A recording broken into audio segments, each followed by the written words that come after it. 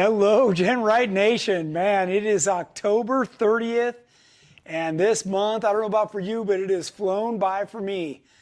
Thanks, everybody, for joining us. I appreciate you taking time out of your busy day to learn a little bit more about Jeeps.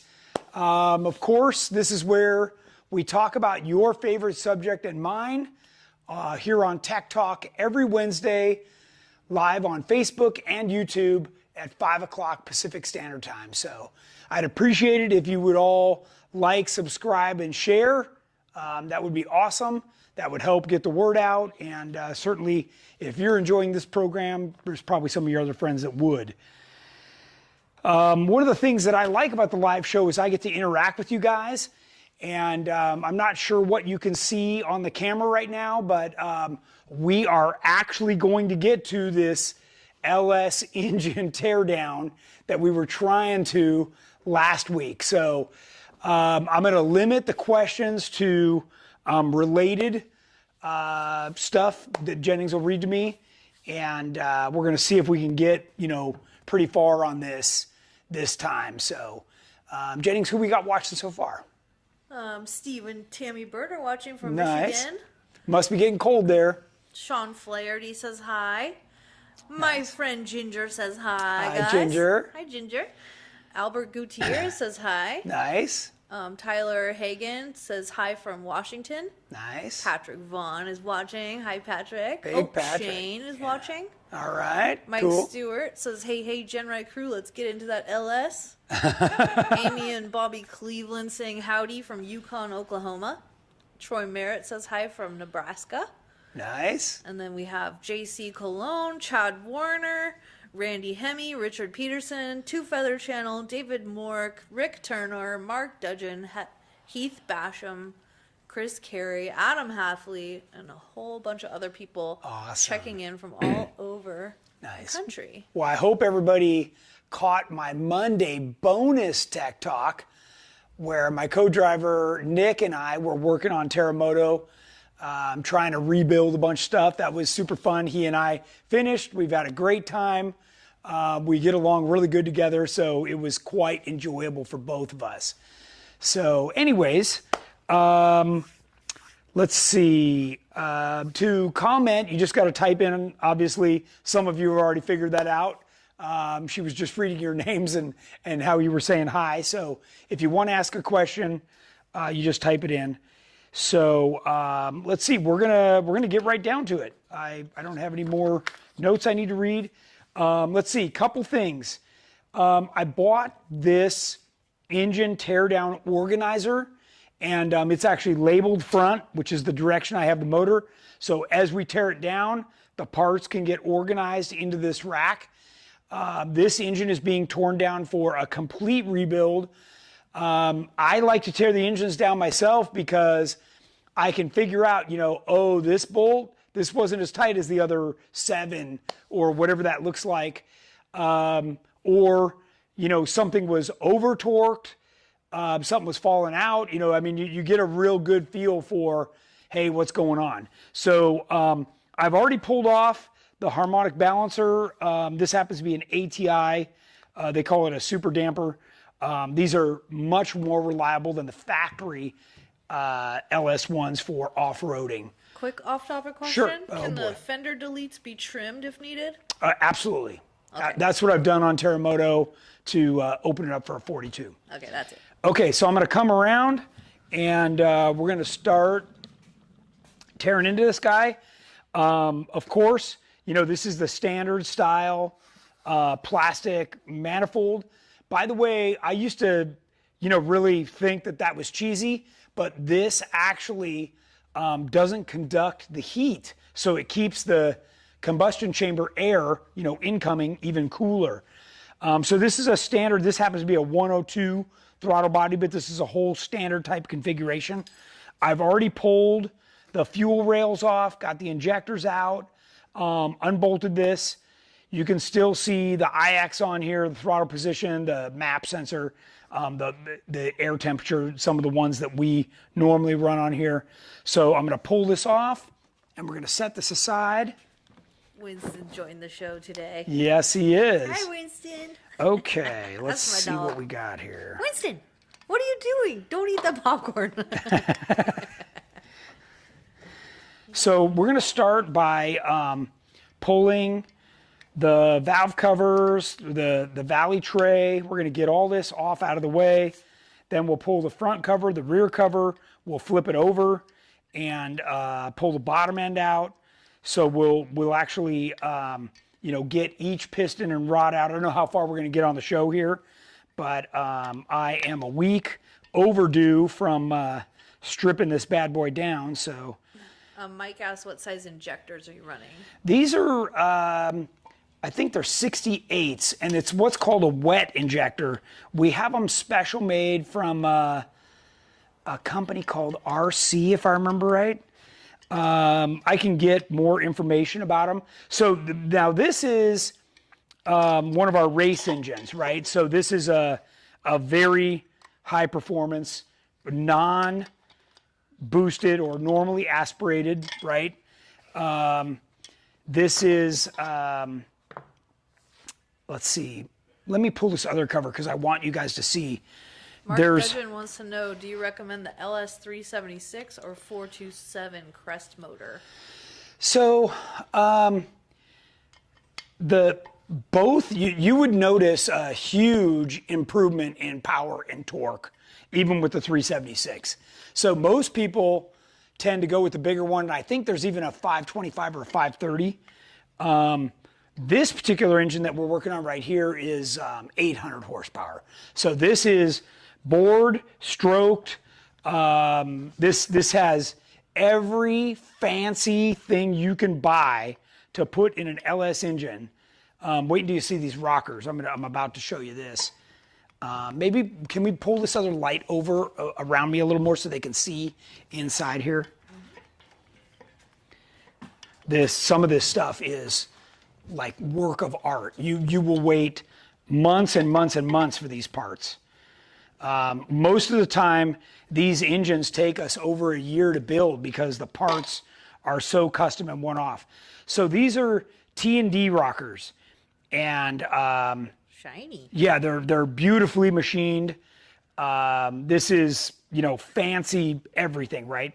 These are on all pro heads, so those are also very fancy high flow heads. This is like I said, a lot of top of the line stuff. So, okay. Another quick off topic. Sure. Do the GenRight armrests fit the factory Mopar half doors? So, well, or probably talking JK there or JL? JK. JK. So the JK has like a rectangular shape. I've had a couple customers make their own out of wood or plastic, and then it adapts the round peg that we have. So they just fill that and then put ours in there. Our posts are adjustable, so you can get it to fit just right. So that's what people have done so far on the factory doors. And what vehicle is this engine going into? So this is out of our unlimited class 4400. And but the premise of the LS engine, so let me tell you this. This is an LS, Chevy LS platform, but there's not a single Chevrolet part on this.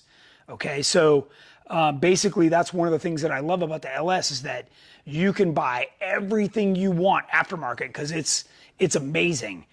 And this is also what's called a tall block. So the company Comp Cams that you're all familiar with owns RHS, this is a RHS aluminum block that's taller. And what that does is it gives us 4 1/4 inches of stroke. So a standard LS3 is, I think it's 3 3/4 or 4 inch, but this is a lot more stroke. And that's how we get to 454 cubic inches in this tiny little package. So we're making lots of power. It's high compression, high flow, and just huge ports. Are you going to put it in Terramoto? No. This is still for a KOH race car. Terramoto's engine is over there, and it's already done. So I just haven't had a chance to put it in. But yeah. They think you should put it in the budget, TJ. Yeah, I'm sure. Oh, speaking of that, Heath Basham asks, how much would you budget for that engine? An engine like this is typically about 50,000. Yeah. And you know, all have a very high-end race shop. Mike Stewart asks, are those beehive springs? They are. Yeah. And there's actually 2 springs inside there too. So, you know, we're running a giant lift, giant duration cam, and that takes a lot of special stuff to make it all happen. Matt McDonough asks, what's the compression ratio? This engine is 12.5 to 1. So. Keith Lyon says hi from North Carolina. Hey, Hi, Big Keith. It's nice to see you last weekend. Yeah. Sorry, I'm just looking for the right tool here, which apparently is elusive. Craig Colbert says hi, and he'll see you soon. Yeah, Big Craig. Winston's here to learn. Aren't Yeah. you, Winston? Are you paying attention? He loves it. Are you listening? He loves it. So you can disassemble your engine with some power tools, but like I was telling you, I do like to see how tight everything remained. So I'm always curious about that. Raymond Larson says howdy from the Heartland. Hey, Say all hi right. to Kelly for us. Nice.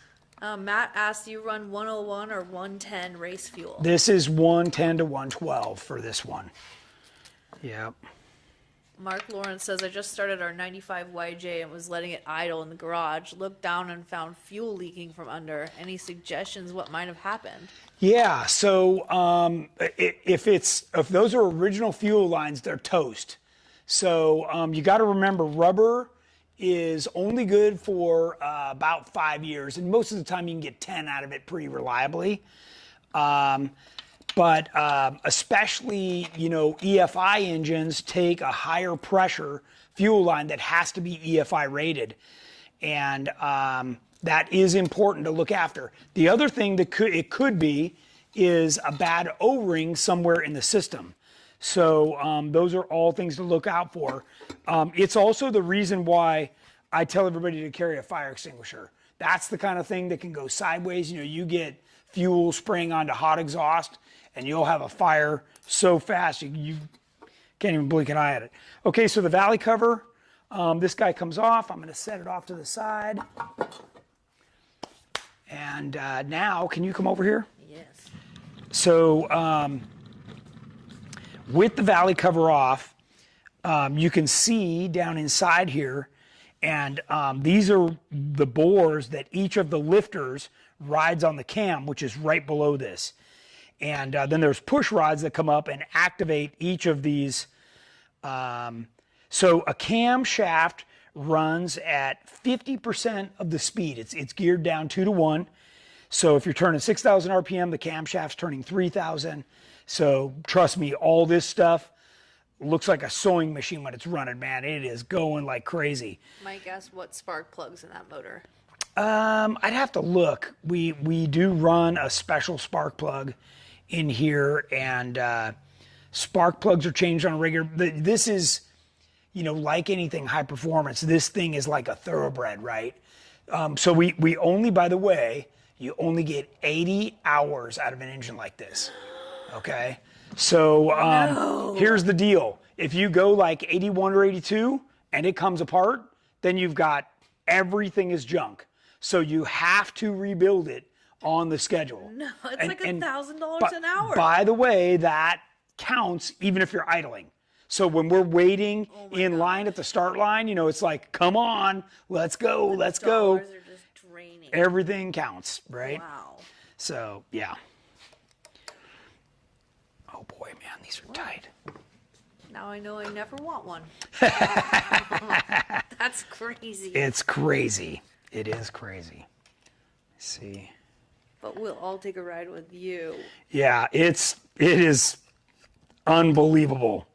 Like, it's exhilarating to say the least. Baroness, are you racing KOH again? I don't know that I'm going to race KOH. You know, as some of you know, we do our own Real Hammers experience, and I think that's awesome. So if you ever get a chance to come out and do that with us, you should. $6.25 an hour. Is that what Just to idle. somebody figured that out? Yeah, the $50,000 engine. Yeah. With 80 hours. Okay, no. So here's the deal. Okay, This so motor dyno's at? no. So that said, all right. Oh, that's interesting. See, here's something I just caught. I saw light underneath this. So these are adjusters, and they're not supposed to be loose. So these two are loose. Yeah, that is not good. Anyways, okay. You build it after the... You do. So here's the deal. You pay for the motor originally, right? Everything's expensive. And by the way, you know, even a LS3, this all applies. LS1, 2, 3. Everything I'm telling you would cross over. Okay, so this engine, if we rebuild it, if we stop in time before it's trashed and we rebuild it, you'll spend about 10 grand to rebuild it. And that includes all the machine work, the parts, because you're buying new pistons, rings, bearings, lifters, you're doing a valve job, you know, so you're basically redoing the whole heads. You can get away with that, parts and labor, for about 10 grand. Sometimes cheaper, but right in there. The factory stuff, you know, to do a valve job is much less expensive, right? So when we do something like this, these are T&D rockers. These rockers will actually go back to T&D to be serviced. They'll change all the bearings in them and everything. All of these parts are highly precision, and they're all checked. You know, once you get to racing, it's like all the tolerances and everything has to perform at its absolute peak from the moment you fire the engine. So an engine like this, once it's done, it'll go back in the vehicle, then the whole vehicle will go to the dyno, and we'll dyno there over, you know, in our case, we go to Redline Performance, and they take care of that for us. Josh says, did I miss what this motor dyno's at? This one dyno's at just over 800 horsepower. So normally aspirated. This is, and by the way, this is 795 foot-pounds of torque. This is like, you want power, you have it right now. If you've ever ridden a dirt bike, the best way I can describe this is like riding a KX or a CR 500 two-stroke. This is crazy power. If you can push your foot to the floor for 3 seconds and hold it, you are the man, because you are going so darn fast by then that anything could happen. Yeah, this thing is unbelievable. Bo says, I don't see room for an AC compressor on there. Yeah, no. I already pulled the water pump. Yeah, speaking of that, I already pulled, you know, the power steering pump, all the accessories off the front. Matt asks, can you share the cam specs? I'd have to look at the sheet, but yeah, I can share them. It's massive. Like you'd never, I mean, if you've ever heard one of our cars run, you know, it sounds like an angry engine, and part of that is the compression, part is the cam. When it's got that crack to it, that's the compression ratio. And we've done a lot of experimenting. You know, once you get up to 13-to-1, your life on the motor is very limited. But these engines, when you build them like this, become very temperamental, right? So this is kind of like a thoroughbred racehorse, right? This, you know, you drop the start gate with a thoroughbred and it takes off, right? It doesn't just cruise out. Like this thing wants to go, and it's exciting, but you know, it also costs. So yeah, every time I gave somebody a ride, I'm like, yeah, I'm pretty sure to fire this up and take you for a ride is like $5 grand, you know, like it just adds up quick. So Mike Stewart says one big thing back in the day was a 3-angle valve job. Is that a thing on these LS motors? It's similar. Yeah, what they do is similar. So these are all pro heads. You can look them up online. They're very famous. I can look at the part number on these two and tell you what they are. Then I take them to West Coast Cylinder Heads right here in Van Nuys, and they CNC machine everything based on what we're doing. And yeah, it's unbelievable. We have another manifold also that is more of a stack that I used to run in my race car, and I actually prefer that. But a lot of people like the long runners of the plastic manifolds. It's better for torque. I think somebody was asking me about that last week. So That? yeah, the long runners, because they're you know, you come all the way across. What is that? That's the intake manifold. What's an intake manifold? So that's where the air comes in, and then it mixes when the injectors fire, and it sprays the fuel atomization right on the cylinder head and gives you the best power. So a lot of this has been really tweaked, you know, and tuned over the years for sure. Yep, there's the train. Hi, train. Yeah, freaking train. All right, let me see if I can keep moving along on this. What oil pump is used? This is a, not a Moen, do I have? Hang on, I think I got one right over here. Okay, we're gonna zoom in on this beautiful engine. It's a Melling. A Melling. And it's a higher pressure, higher volume. So actually, that Melling is what I run. This is a dry sump motor. So this one runs a Roy Johnson scavenge. So I think I was showing you guys the oil pan last week. It's got 4 scavenges. And this, when you do that, what it does is it actually creates a vacuum, and vacuum pulls the oil back down to the pan and makes the motor run more efficiently. So that's why, like a Corvette, a true Corvette engine is a dry sump. It's got the oil is kept in a separate little cylinder on the side. And when they do that, when the oil comes in, it spins around this round cylinder. See this, when it drops down, or normally in LS, when it drops down, you know, the crankshaft's beating it up and it's falling through everything.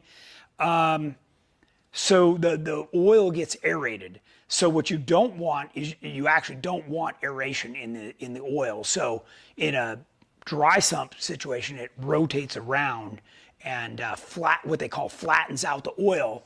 And there's baffles in there. So the oil, when it gets down to the bottom to get picked up and sent back in the engine, is like perfect and, you know, non-aerated. So Matt McDonough asks, what engine management system do you use? So this one is Motec. I think it's the M84 or the M1, one of those two. Terremoto runs the Holley Dominator. Jamie's running the Holley HP EFI. And I think Jeff is running the Terminator. So from Holley also. So yeah, just kind of a mix of, you know, the different things. Rick Turner says, will we get to see the pop-up pistons in the P38 modulator? Oh man, Like, I don't even know if that's a joke or not. we got some funny guys on Use here some tonight. interesting terms. Let's see what we got here. There we go. Can we have a yellow motor since you're breaking it down, Mike asks? Yeah, no kidding. Let's see if we can.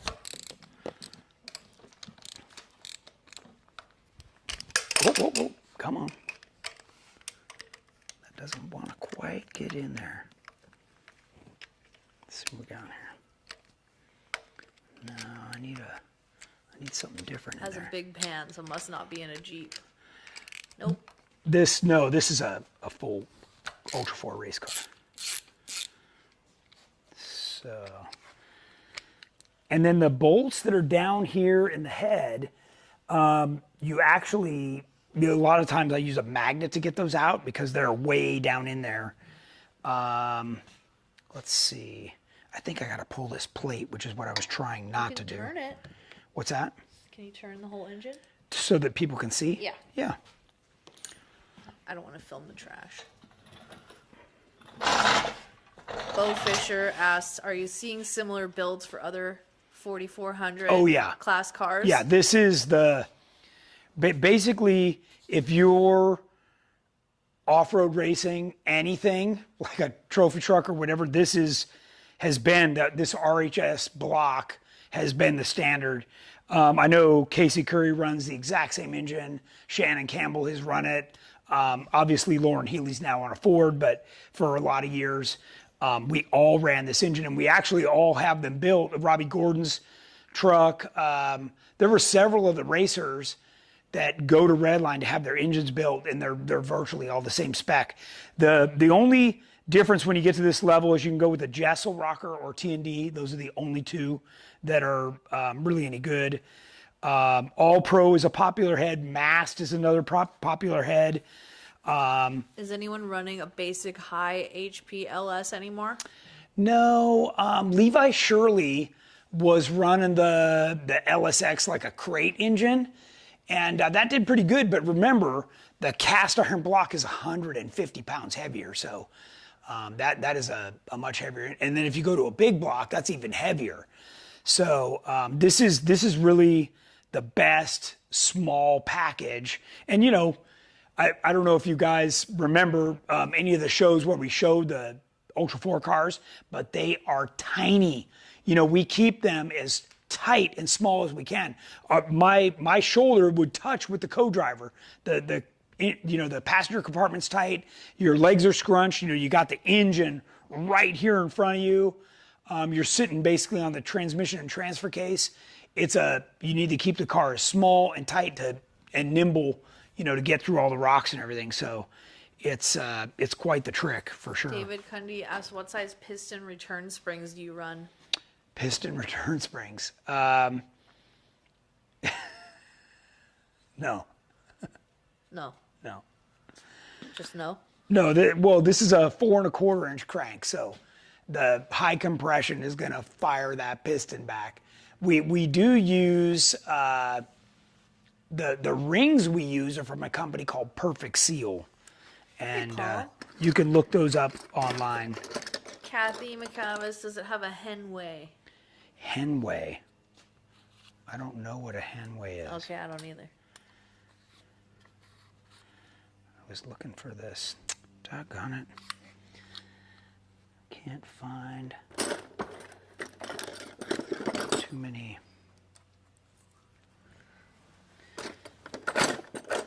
And I don't want to take a chance at stripping this guy, because that will not be good.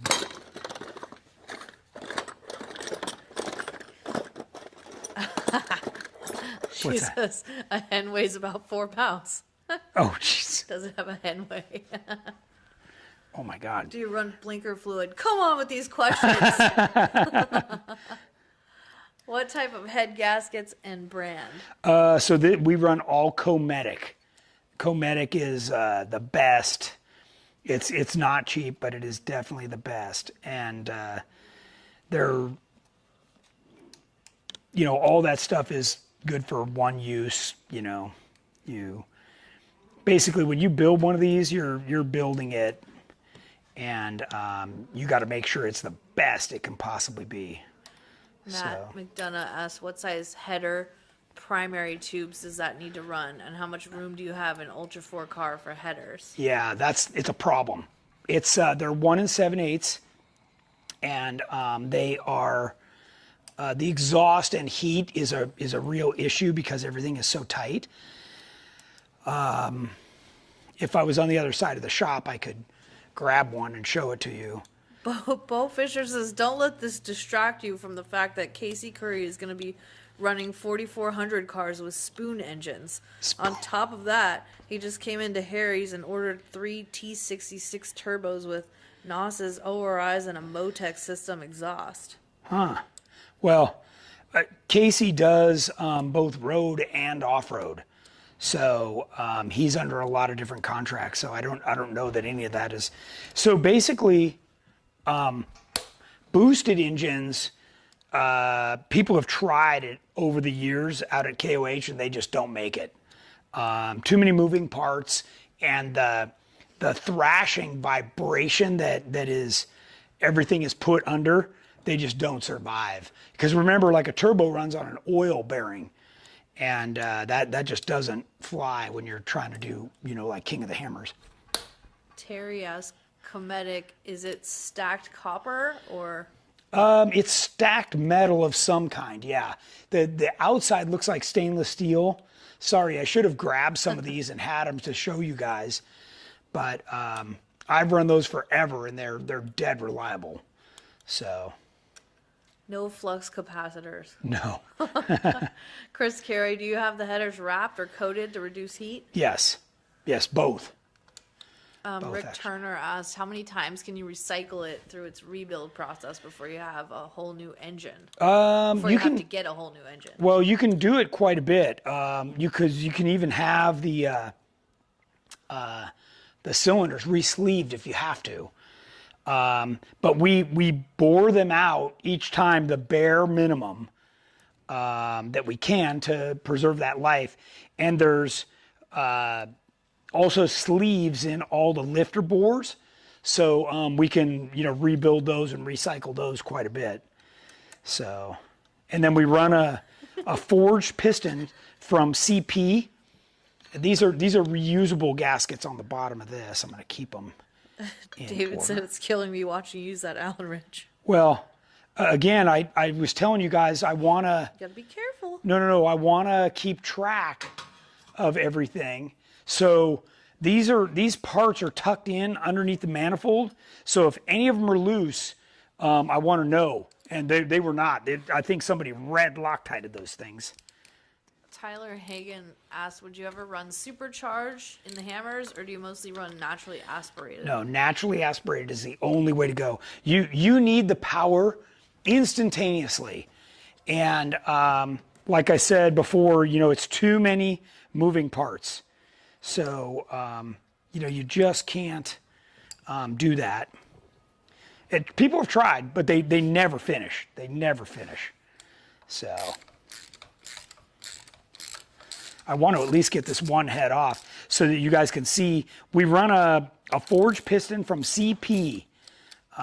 They're a popular manufacturer right here in California, and they make a great product. I've used those ever since the first King of the Hammers I did.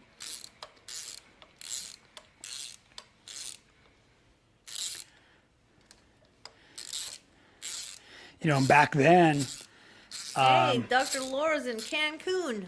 Oh yeah, I saw that. That's cool. Hello, Laura. David Mork asked, how much power would you recommend for an LJ with tons and 40s, 6.0 liter? So that's a great question. See, here's another problem. So these are supposed to be studs, and the whole thing just came out. So that's not good. It's supposed to just be a nut. Okay, so to answer the question, I think most people are very happy between 500 and 600 horsepower. And I would caution you against going over that because you start breaking a lot of stuff. So you want to be very careful about that. And if you go over, you are literally just asking for trouble. Oh, G Pope says hello from Means Lake Bed. Oh, nice. He's already out there. Yeah. Wow. Did you bring duck fart shots? I'm sure he did. Yes, it's important.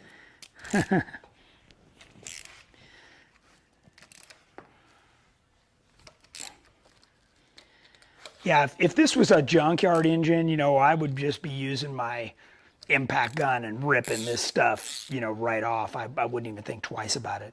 Because the factory bolts are a one-time use. These are we switched all this to ARP. So. Did you answer what size header primary tubes does Yeah, that need to run? 1 7/8. Oh, okay. Yeah. Oh, one of the guys was quoting Fast and the Furious. What's that? I didn't know that either. There's like 50 of those movies. Logan says the Turbo 4.0 stroked is a great unit. Bobby says, Jennings, can you tell Amy I need this motor for Rockhound? Amy, Bobby needs this motor for Rockhound. Well, I've actually had. Is this motor for sale, Tony? Well, that's what I was just going to say. I've actually had many people. Like I've got one sitting here for Terremoto, which is a 700 horsepower, 427 cubic inch, and I've had people come and buy it right out from beneath me before I can even get it installed. So it happens. It's been sitting there a while. It has, Is because that for sale? I just haven't wanted to tear it down. Well, What is the head bolt torque? Amy says he does not need it for rock out. he does not. Sorry, Amy. Poor guy. He didn't even get to first base here. Hang on, I gotta go. Rick Turner asked, have you had any experience with the newcomer racing inline six? They're getting crazy horsepower and torque out of them. I personally have not, but all I can do is caution you that anytime you get a ton of power out of something that didn't make it, you are asking for very temperamental and very high maintenance. So, just like we talked about on this, you're getting, it's smiles per gallon, but it's going to cost you. Can you explain for this female what you're doing? Why do you have to tear an engine down? What are you doing? So this engine is at the 80-hour point. Oh. So we tear them down at 80 hours, and that if you go even a few hours more, you'll blow it up. And then do you send the parts off to be redone? That's right, to all the manufacturers. Okay. That's exactly right.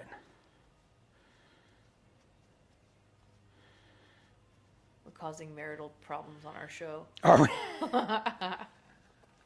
for the Clevelands. Sorry.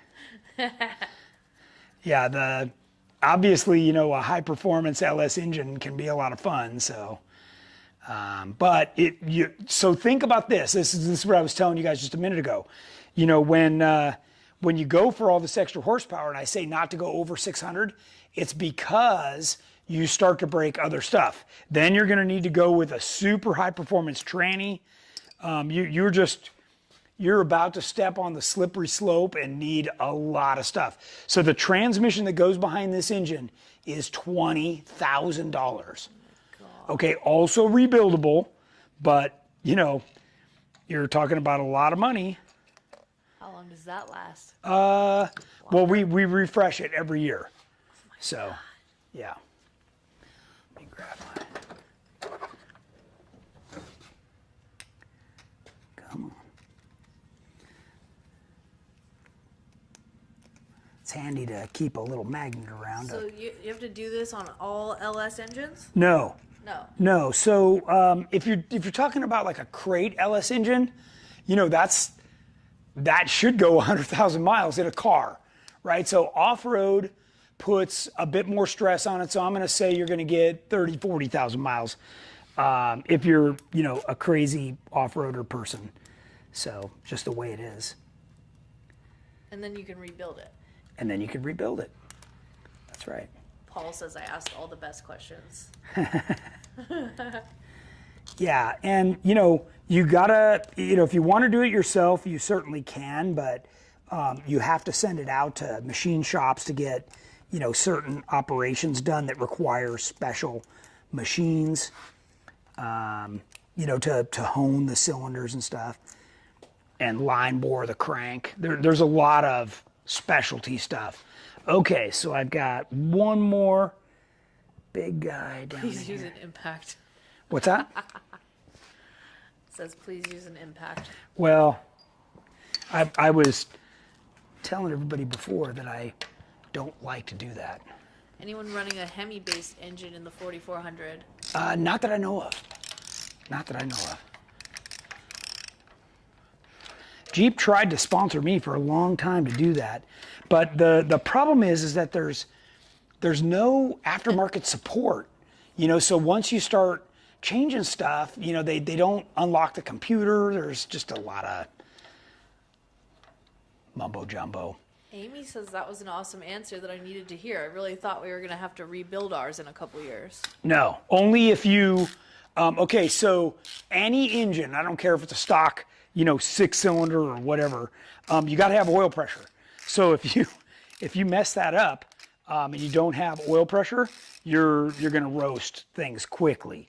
So yeah, you gotta pay attention to that. Rick says, I want to be a crazy off-roader person. I just need crazy off-road person money. Right, right. Anthony. What's up, Anthony? What's for dinner? I don't know. We never know. Yeah, we Wing don't it know. every night. We're going to be on the road, so. Every night is a wing it situation. Yeah, it is. Okay, so this is. Probably those little sandwich pinwheels I got from Costco. Because we could just grab them Grab while and we go. drive. Yeah. Yeah. Sometimes I do like to cook a full meal in a moving RV, though, just for the excitement of it. Like, it's hard. That's how Jennings is. It's dangerous. It's difficult.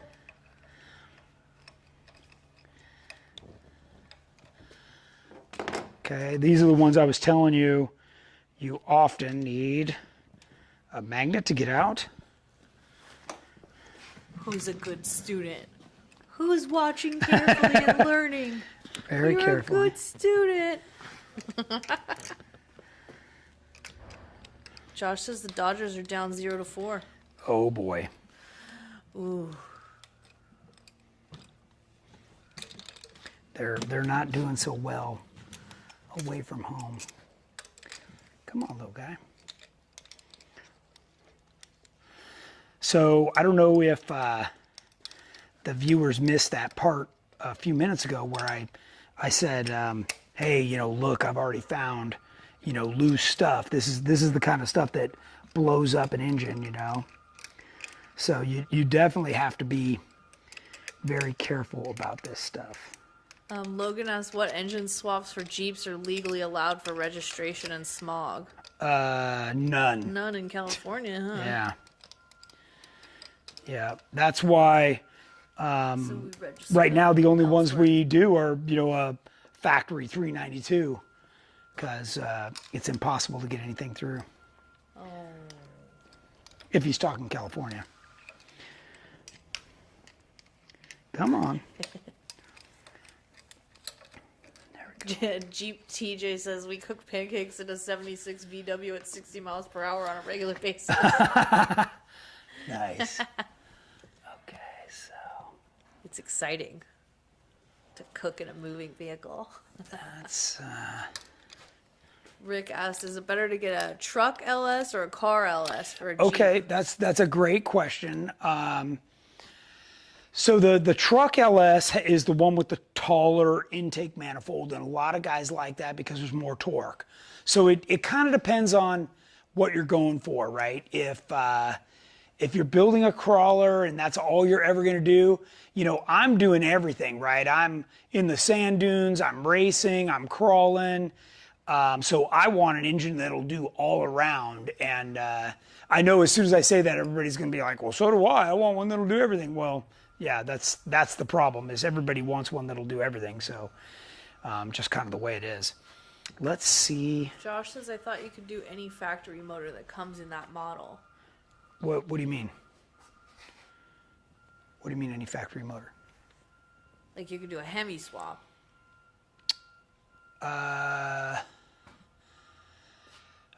Not legally here in California. Really? Yeah, so here's the deal. If you got an older Jeep, say a 12, JK, and you want a legal Hemi swap, you literally need to buy a four-wheel Dodge pickup truck and move your Jeep body over to it, and you've got a legal Hemi. That's the only way you're gonna do it. So, let's see. This baby is about ready to come off. Chrissy Alice says, Tony, my husband put his new fenders from GenRight on our LJ. They look awesome. Can't wait for the next mod. Nice, nice. I love the fenders. They're nice. They look so good. They are. What do you got?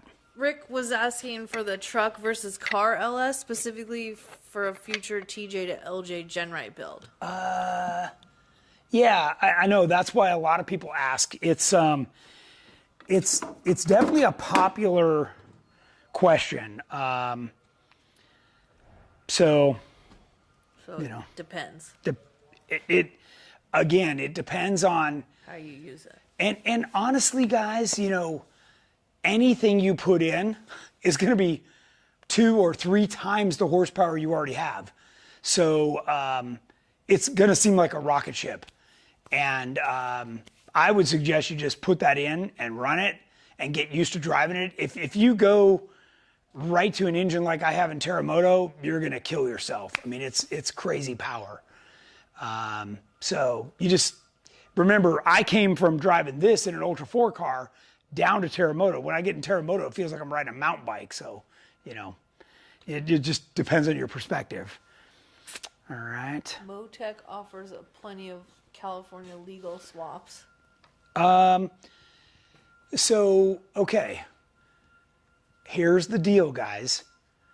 Like, if you're talking about putting a Motec into, okay, you're talking about Motec, the guys in Nevada. That's different than the Motec mine's MOTEC from Australia. This is a conversion guy out in Nevada. No, he's saying MOTEC. Yeah, whatever. I know these guys. Good luck. You know, it's not something I would do. So. David asked, what are your thoughts on the RPM Extreme Harb? Well, we run the RPM harness. Yeah, we run that in a lot of our LJ For a conversions. 2010 JK going to an LS. I haven't tried one in a JK, only in our LJs. So, yeah. Yep.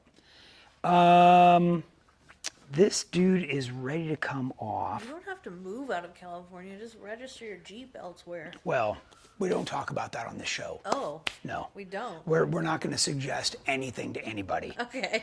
That is up to them to make up their own mind.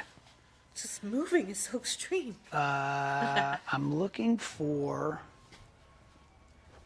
these bolts. Let's see if I got these. Matt said, I think Jeep Speed Shop has a carb legal swap in California. For the 5.7 Hemi, yes. Yes. But you know what everybody wants? The bigger one. Of course, right? Come on, baby. Oh, no, that does not want to go. So, let's see, we've got everything off there, but I know these dudes are on there. So I might have to get the hoist to pull this head. And I don't know if you saw, but 3 of the studs came out with the bolt, the nut on them, which isn't great either. So I want to be careful about getting this off so we don't have to remachine anything. Alan says hi. Hey, Alan. We're going to be out there soon. Okay. More questions about, how are we doing on time, by the way? We got about 10 minutes? Yeah. Okay. Let's see. Maybe I'll open the front cover and let's take a look at that. Bo Fisher says, I love you guys, but so glad I live in Florida. I could swap a jet engine into a Ford Pinto here and register it. Yeah. Yeah, that's the benefit. No, that doesn't Yeah, work the out either. 6.4 is way better. Yeah, it is. Peter Doolin. Is he on? He says, dude, are you ready for tomorrow? Yeah. Heck yeah. Do you get a new yellow hat every week, Rick asked? I know No. you wrench a lot and there's no grease on that hat. Well, okay, so Just changed it. I keep a clean one for the show. Just for the show. But if you saw the one I was just wearing, yeah, It was it's totally gross. dirty, yeah. So. Peter says, I'm in the hotel up the road still working. Oh, nice. Working to make it out tomorrow. Okay, good. Good. Okay. Alan's 2 hours away. Oh, he is? Yeah. Oh man, he's still going. Have those questions keep coming in while How many I'm yellow hats working. do you have? I don't know. I don't keep track of that. Not that many. No. Probably like 6 or so. Yeah. Are you going to SEMA? I am. Not having a booth though, right? No. No. I'm going to start working on this other side while everybody is watching and asking questions. It's the same thing, you know. Okay. Whoa. What'd you find Come on the on. Flex Fit hats? Where did I find them? What did you find on the Flex Fit hats? What do you mean? I don't know. Troy asked. Oh, I did find some for him. Yeah.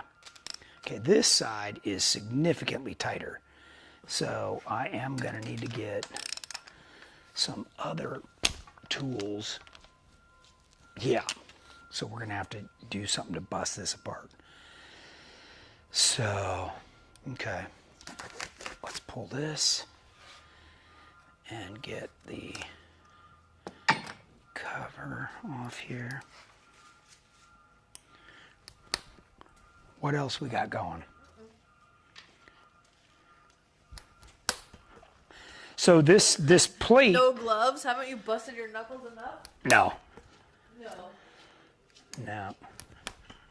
No. This plate, by the way, is because this is a taller block, which moves the heads out further, and this plate makes a standard manifold fit. So that's normally you wouldn't have to do that on a regular LS engine. So, all right. Troy says, I'll be out in a few days. Oh, nice. But when we see you, I think we will. I think we're going to hang out with Troy Are we? next Cool. week. That's That'd the be fun. plan. That would be fun.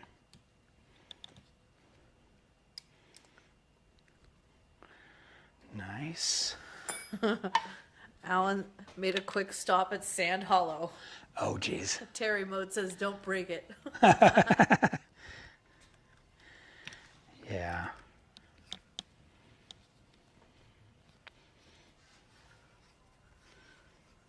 A lot of people are saying thanks for the mini tech talk the other day. Oh, good. Chris Carey said it got me motivated to start going over my suspension. Needed Oh. some attention there.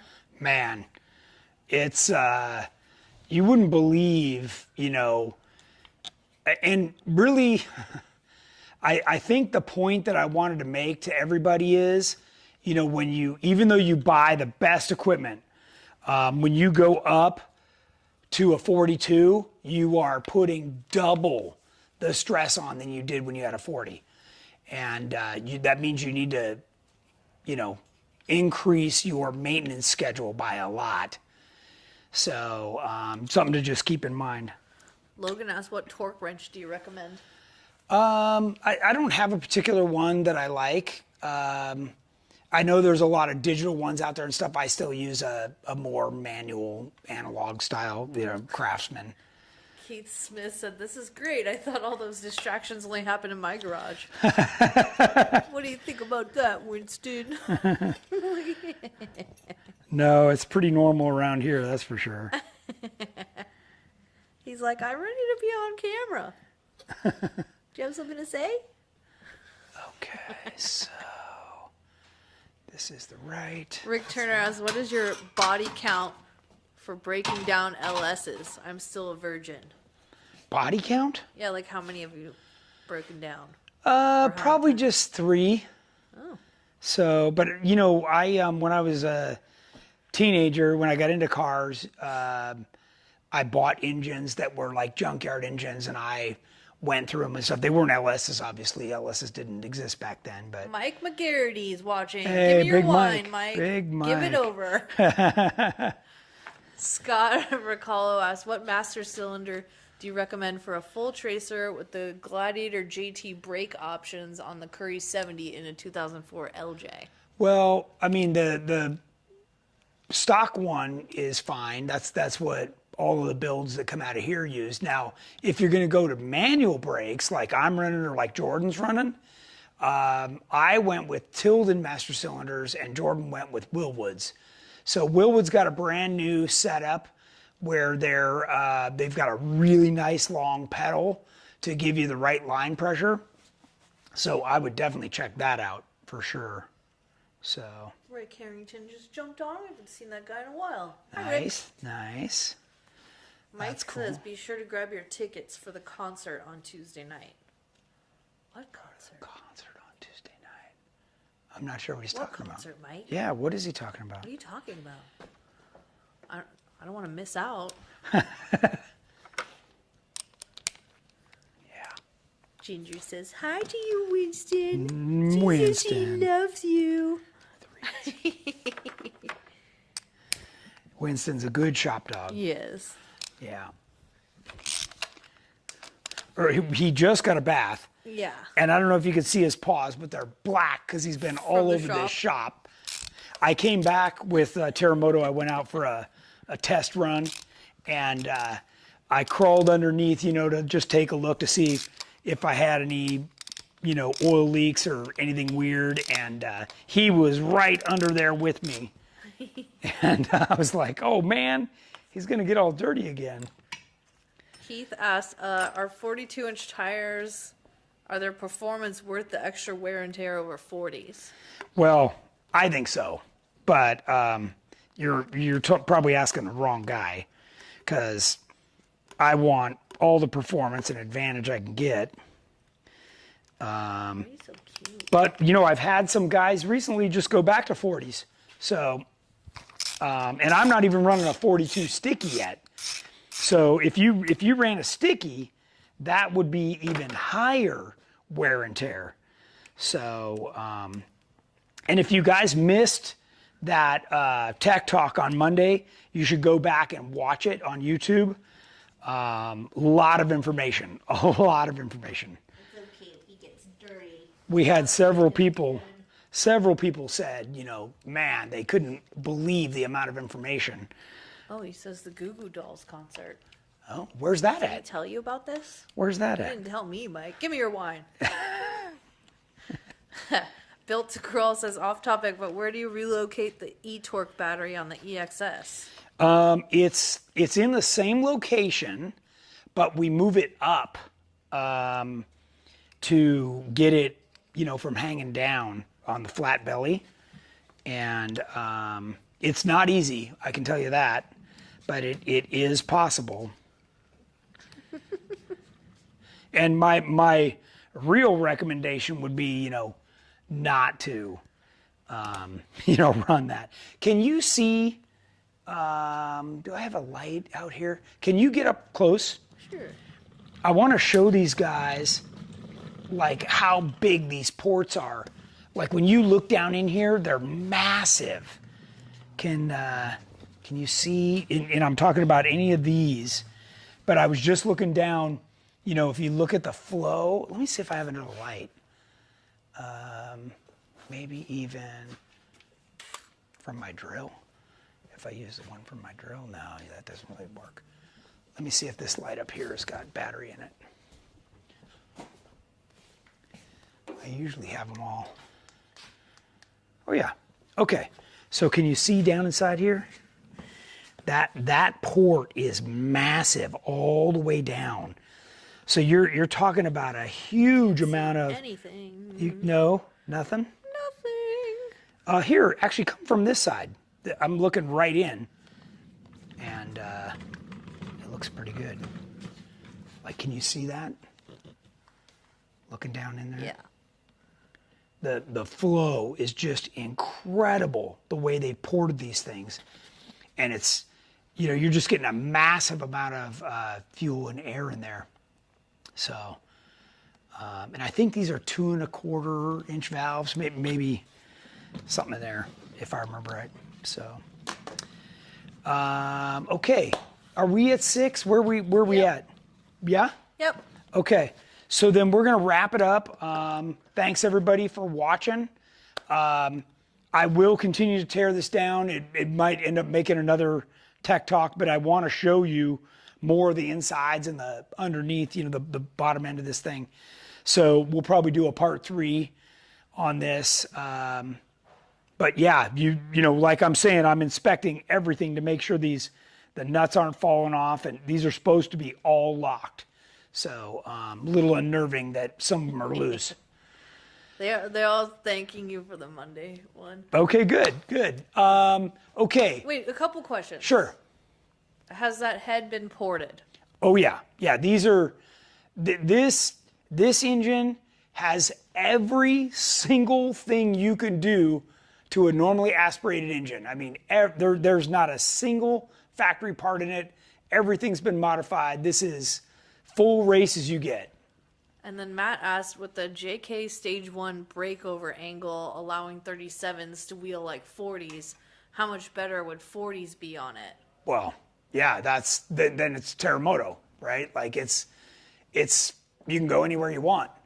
Great show, thanks. You know, Jennings has been with me on trails and doing things that, you know, we look back and there's nobody following us because we've got the advantage that once you do one of our suspensions, we've optimized everything. It's like what we were just talking about in this engine.